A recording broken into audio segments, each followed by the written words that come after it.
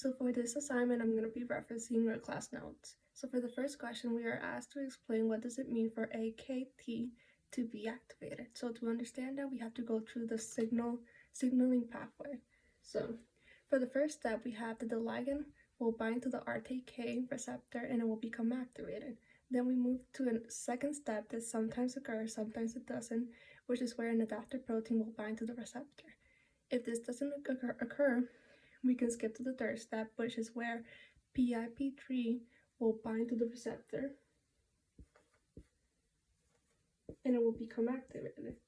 Once activated, it will catalyze the phosphorylation of PIP2 to form PIP3.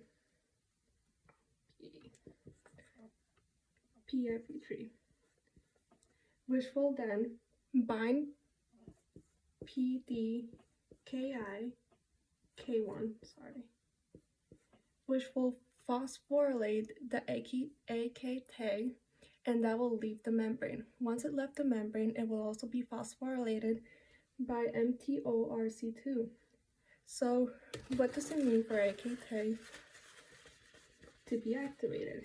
So phosphorylation means that it's activated. So we have AKT phosphorylated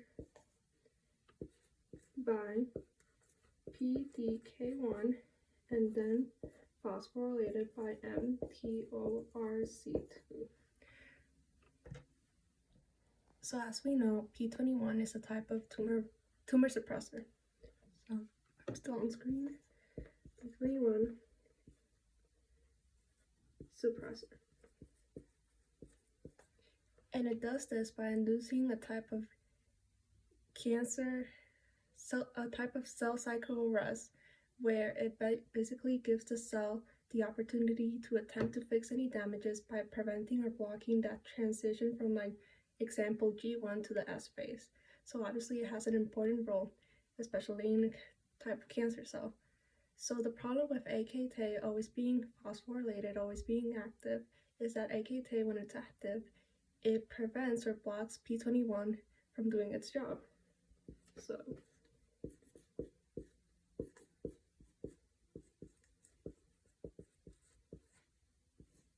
if AKT is always active, you're going to have low levels of P21, and this is going to present dire consequences for the cell as a whole, because if AKT is continuously active, it is continuously promoting cell growth because that's what it wants to do, what you're going to see eventually is that it's going to make it easier for an accumulation of mutations or mistakes to continue to be replicated because you're not putting a stop to the cell cycle. And at the same time, it simultaneously isn't allowing apoptosis to occur. So you're not killing off the cell, you're not fixing mistakes, you're not stopping the cell cycle. What you're going to have at the end is a pretty messed up cell likely, and that's going to spell problems for the person as a whole too.